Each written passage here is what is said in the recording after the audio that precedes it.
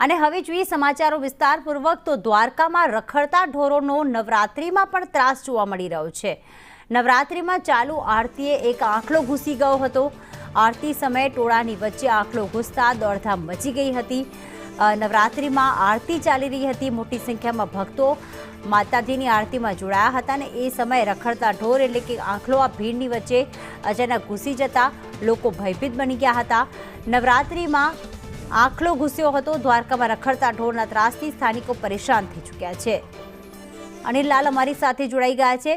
અનિલ, રખડતા ઢોરનો આતંક દિવસે ને દિવસે વધી રહ્યો છે ને એમાં પણ આ સોસાયટીમાં જ્યારે આરતી થઈ રહી હતી એવા સમયે આ ઘટના ઘટી છે। શું વધુ અપડેટ? લોકોમાં કેટલો આક્રોશ?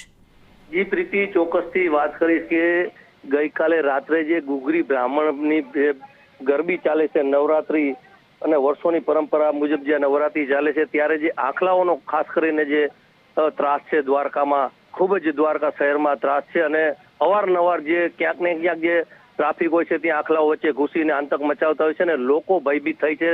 ભારે પારાવાર મુશ્કેલીનો સામનો કરતા હોય છે સ્થાનિક લોકો તેમજ બહારથી આવતા યાત્રિકો।